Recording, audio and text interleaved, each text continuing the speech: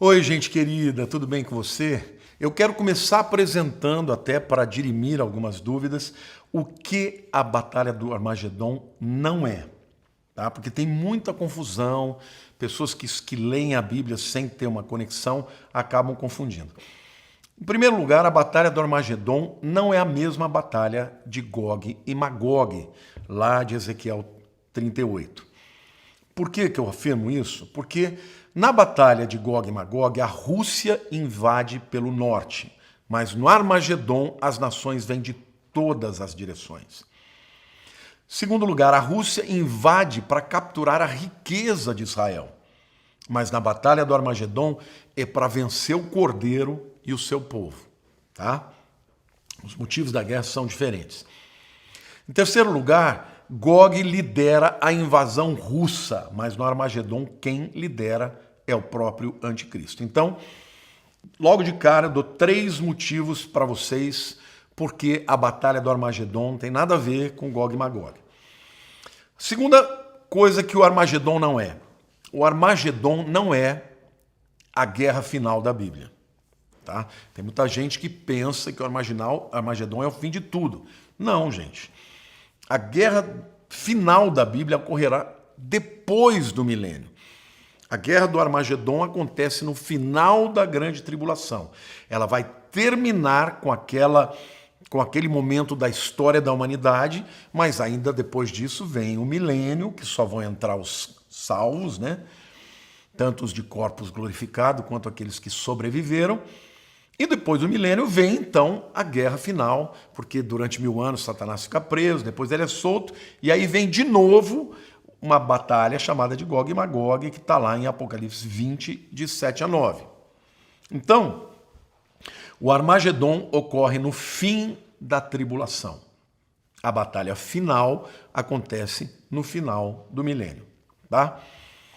Bom, tirando isso de lado, né, o que não é a Batalha do Armagedon, nós vamos falar aqui o que é a Batalha do Armagedon. Vamos começar falando da localização da batalha, porque é importante você entender isso. Não é num local só.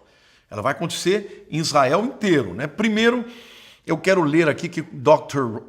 Herman Hoyt descreve no que diz respeito à localização. Eu vou citar aqui o que ele fala, né, no seu livro. As enormes dimensões dessa batalha dificilmente pode ser concebido pelo homem. O campo de batalha compreenderá desde Megido, no norte de Israel, lá no Vale de Jezreel, né, como diz Zacarias 12, verso 11, quanto a Apocalipse 16 e 16, até no sul, com Edom, tá? Que está lá em Isaías 34, 5 e 6, Isaías 63, 1.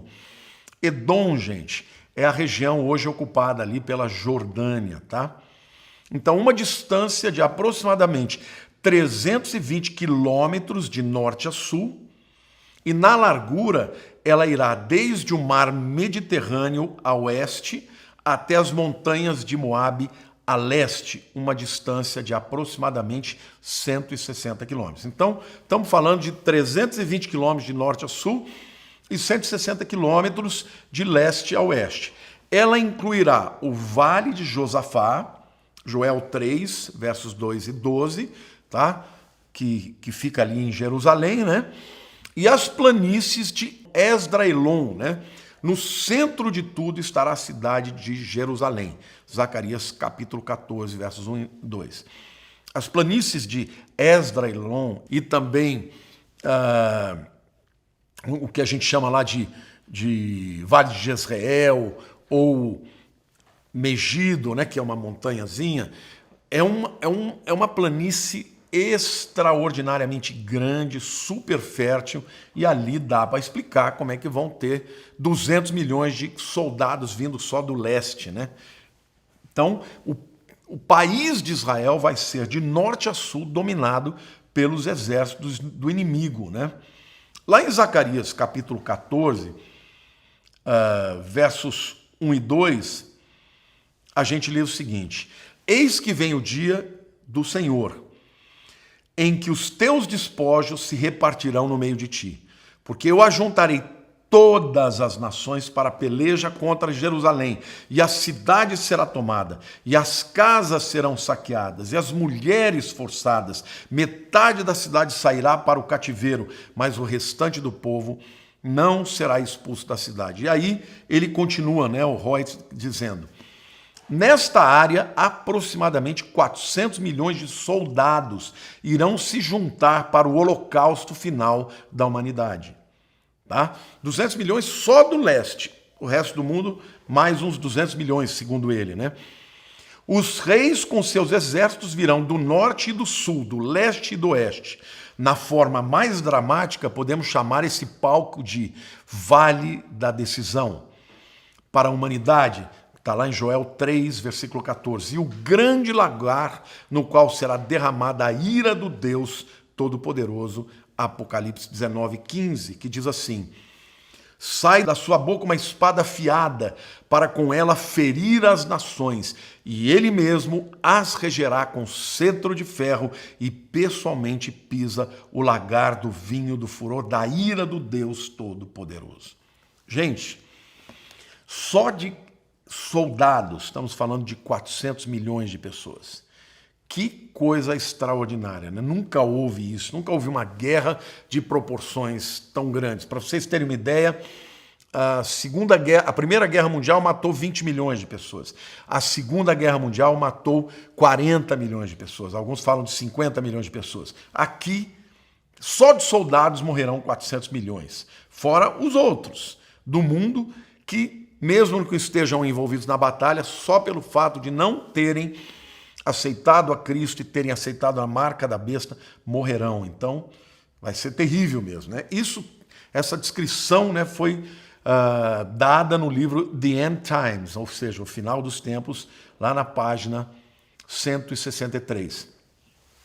E a gente pode ver aqui, gente, pelo menos 4 nomes importantes envolvendo a Batalha do Armagedon. Estou falando de localidades, Em primeiro lugar, a gente vê o Vale de Josafá, ou Yehoshafat, que significa o Senhor julgará, que é um vale que fica a leste de Jerusalém, entre o Monte do Templo e o Monte das Oliveiras. Está lá em Joel, capítulo 3, versos 2 e 12.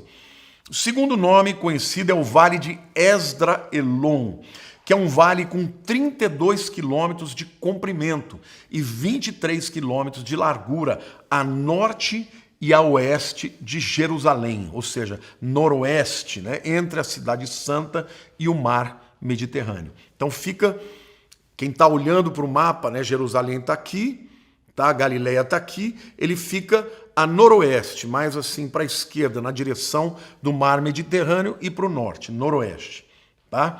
O terceiro nome é Megido, Har Megiddo. Har é montanhazinha, porque é um montezinho que chama de monte do Megido e acabou virando Armagedon, que é uma planície. Megido é uma planície no vale de Esdra-Elon.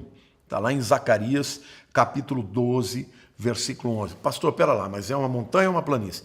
É uma montanha, mas o entorno acabou sendo também conhecido como Megido, Então, o terceiro nome é Megido, que fica ali no vale de Esdra-Elon.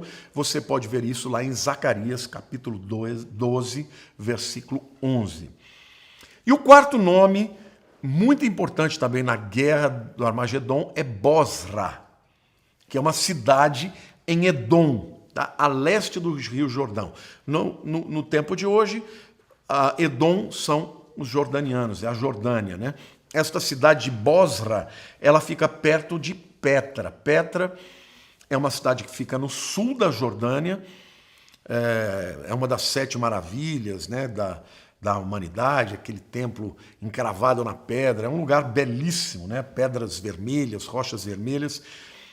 Essa cidade de Bosra, que fica ali pertinho, vai também ocupar um papel muito importante na chamada Batalha do Armagedon. Então, isso está lá em Isaías, capítulo 34, versículo 6, e Isaías 63, 1. Eu vou ler para vocês.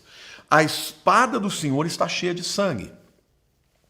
engrossada da gordura e do sangue de cordeiros e de bodes, da gordura dos rins de carneiros, porque o Senhor tem sacrifício em Bosra e grande matança na terra de Edom. Aqui é uma metáfora, né, do sacerdote que vem para cortar o animal para o sacrifício e a sua espada fica suja, né, tanto com o sangue quanto com a gordura dos animais, né?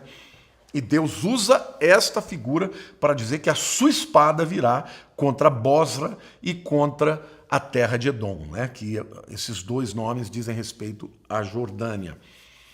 Isaías 63, versículo 1, diz assim: quem é esse que vem de Edom e de Bosra, com vestes de vivas cores, que é glorioso em vestidura, que marcha na plenitude da sua força? Sou eu que falo em justiça, poderoso para salvar. Uau!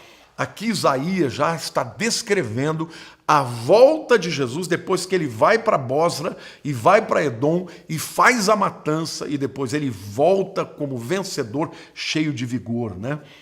O Marvin Vincent, também um estudioso a respeito de Apocalipse, ele escreve relacionado à localização da batalha do Armagedon. Olha o que ele fala.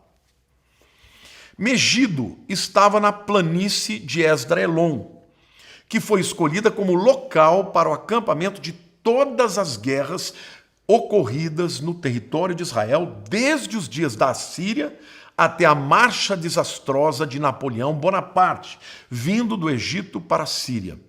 Judeus, gentios, saracenos, cristãos, cruzados, franceses, egípcios, persas, drusos, turcos, árabes, guerreiros de muitas nações que montaram as suas tendas nas planícies de Esdraelon e levantaram as bandeiras molhadas de suas nações com o orvalho do Monte Tabor e do Monte Hermon. Ele escreveu isso no livro Word Studies in the New Testament, página 542. Em outras palavras, gente, essa planície de Esdraelon, quem já foi comigo para Israel, eu levo sempre todo mundo lá, principalmente quando a gente está no Monte Carmelo ali, você vê essa planície extraordinariamente grande. Todos os exércitos que quiseram tomar a Palestina, a Síria, que vinham do norte para o Egito, tinham que passar por ali. E ali eles montavam as suas tendas, né? As tendas dos exércitos. Então, é por isso que ele diz que todas as guerras daquela região do Oriente Médio, de quem vem do norte para o sul, né, de quem do leste para o oeste, tem que passar ali e montar as suas tendas, né? Então, vai ser a região onde terá a maior porção de terra dominada pelos exércitos do inimigo, né, do anticristo. Ali também, gente, aconteceram as principais batalhas bíblicas. Aconteceram ali naquela área. Por exemplo, nesta área aconteceu a batalha de Débora e Balaque, que derrotaram os cananeus. Está lá em Juízes, capítulo 4 e 5. Naquela região mesmo, quem vai comigo para Israel, eu levo vocês, mostro onde é que foi que Gideão lutou também contra os midianitas, lá em Juízes 7. Foi nesta região também que os filisteus derrotaram o rei Saul, em 1 Samuel capítulo 31. Foi nesta mesma região que Davi derrotou Golias, no vale de Elá, em 1 Samuel capítulo 17. E foi lá também que um rei egípcio matou o rei Josias em 2 Reis 23. Então, a razão por que os inimigos estarão ali é que porque vindo de norte e do sul, né, eles, para chegar em Jerusalém, eles vão ter que passar por lá. Então, a guerra ocorrerá tanto em Jerusalém quanto também no Vale de Jezreel, Esdraelon, né? E daí por diante. Bom, em terceiro lugar, eu quero falar as razões da batalha. Gente, o que é que vai fazer com que o mundo inteiro queira se voltar contra um paizinho desse tamanho? Para vocês terem uma ideia, o território da nação de Israel é menor do que o nosso estado de Sergipe. O que é que existe lá que eles estão tão interessados para se juntar e exterminar o povo de Israel, tá? O que é que vai chamar a atenção de todas as nações do mundo para a área do Armagedon? Em primeiro lugar, eu quero dizer que essa guerra vai acontecer por causa da soberania de Deus. Deus está no comando, Deus é quem determina. Há pelo menos 5 passagens bíblicas que nos contam que o próprio Deus vai reunir as nações aqui. Tá bom? Isaías 34, 2 diz assim: porque a indignação do Senhor está contra todas as nações, e o seu furor contra todo o exército delas. Ele as destinou para a destruição e as entregou à matança. Querido, quando Deus quer julgar, até isso ele faz. Ele reúne as nações para virem pelejar contra ele. Ah, mas então elas não são culpadas? Não, são culpadas de tudo. Durante os 7 anos da tribulação, esses camaradas vão fazer de tudo que tem de blasfemo, de pior, de matança, de maldade. E Deus vai falar, tá bom, é assim, vai chegar a sua hora. Eu vou reunir todos vocês lá em Israel e no lugar onde vocês pensam que vocês vão me vencer, eu vou acabar com vocês.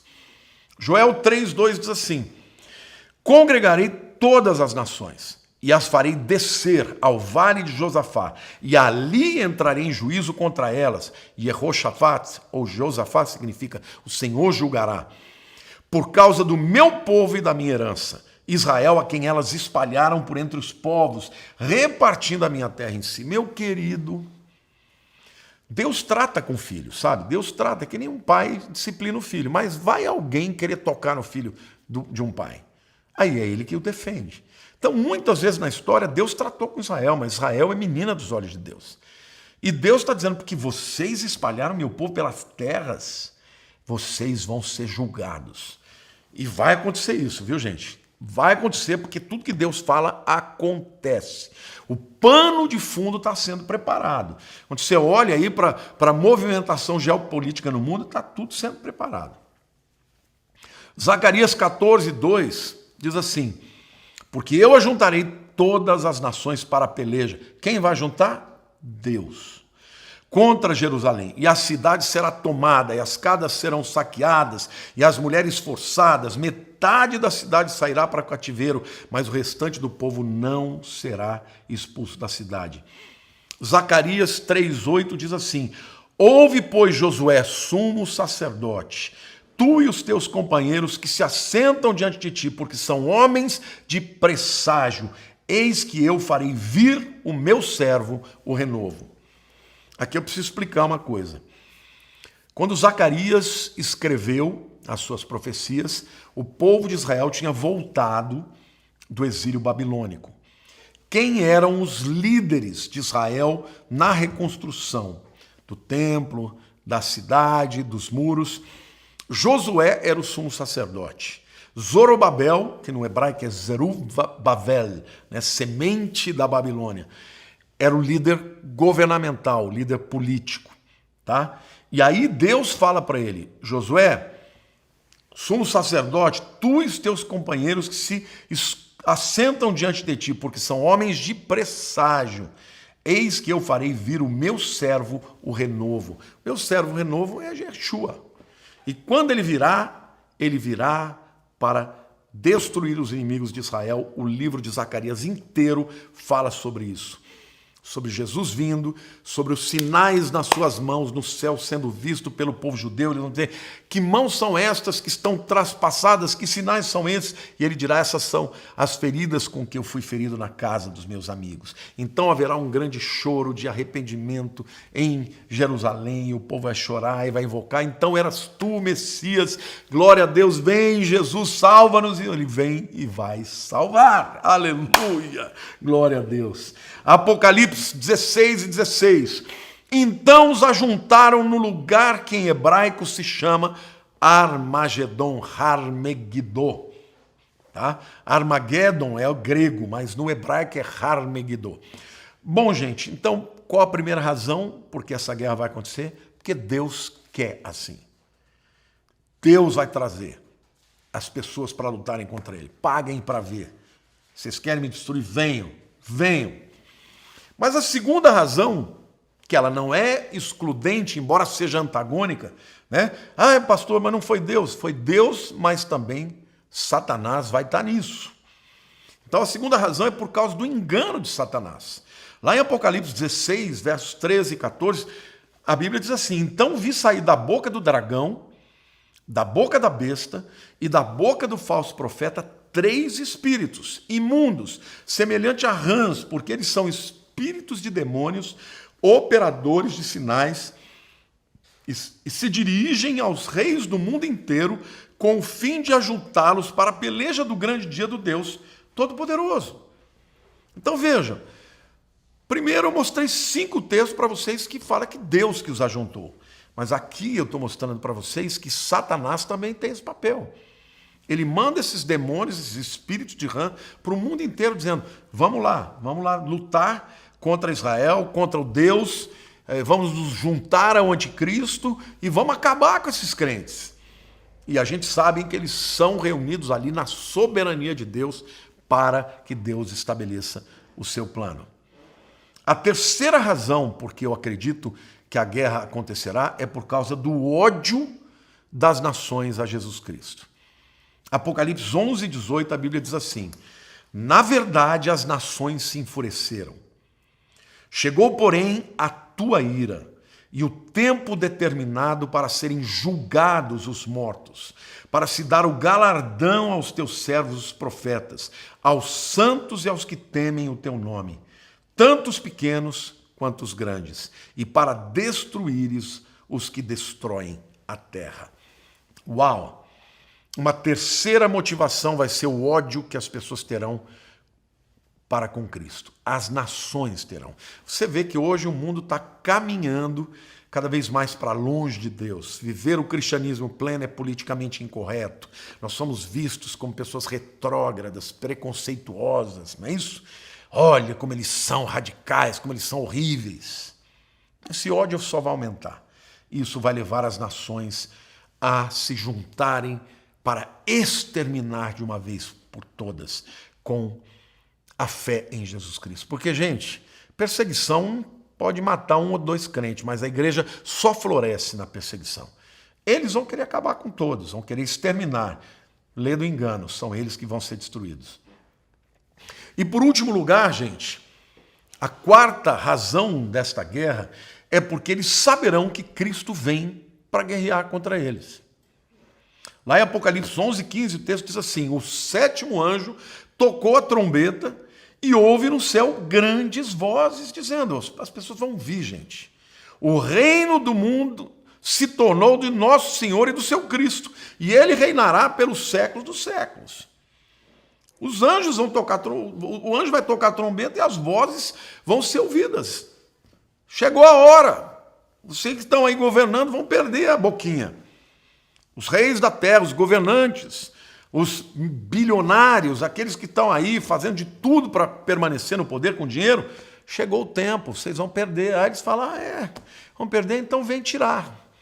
Vão pagar para ver. E quando pagarem para ver, eles vão ser destruídos completamente.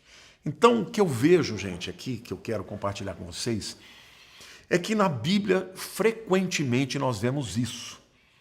Você vê a soberania de Deus e o livre-arbítrio dos homens.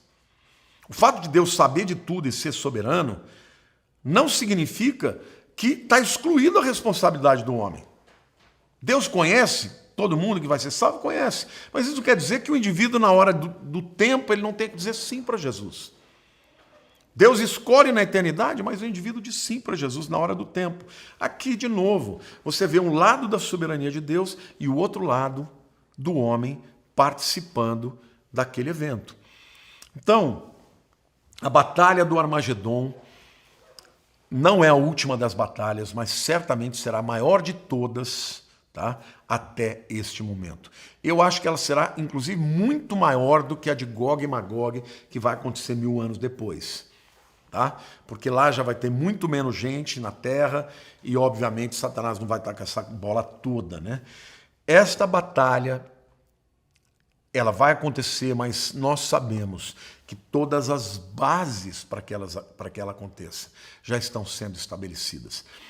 Queridos, nós estamos chegando no final do nosso módulo de escatologia, mas o meu objetivo aqui com vocês não é só instruí-los, não é só ensinar a Bíblia para vocês, é fazer com que vocês entendam que este é o tempo que nós estamos vivendo, em que todas essas coisas estão para acontecer. Não brinque.